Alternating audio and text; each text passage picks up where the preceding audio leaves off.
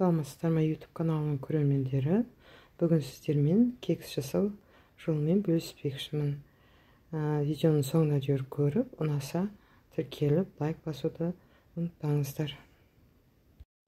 Сонымен кексті бастаймыз. Бізге керек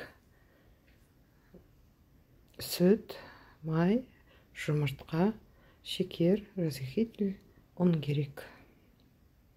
Сонымен сүтімізді құямыз, майымызды құямыз.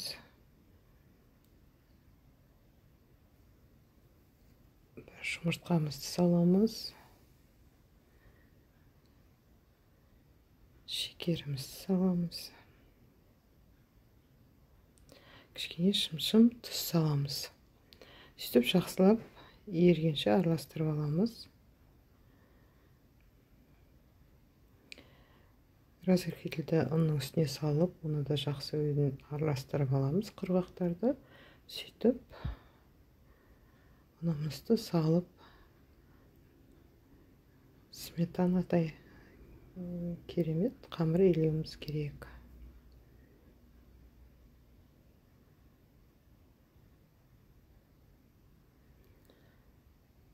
Оны сөйтіп қалыптарымызды майлап аламыз.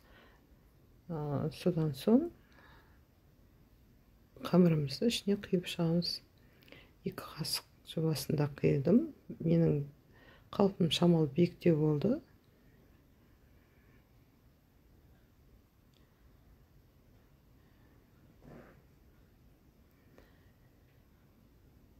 Осылай бәрін салып, 180 градуста 20-25 минутта дайын болады.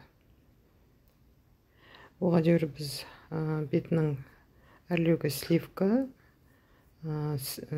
творожный сыр, қант ұлпасы, осыларды біз дайындап, алдын ала бетінің кремін дайындап қоятын боламыз.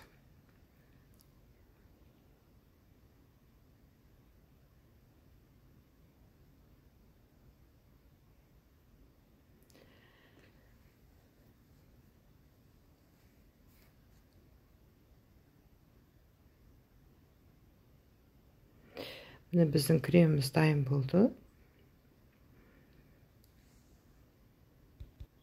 Міне біздің кекстер де дайын болды.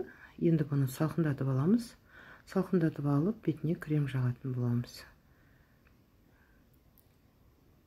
Міне мен кремдерді осылай жақтым.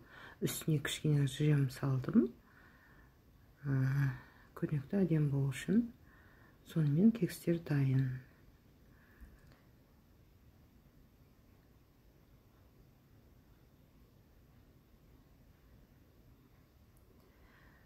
Жемісті салып атырмын.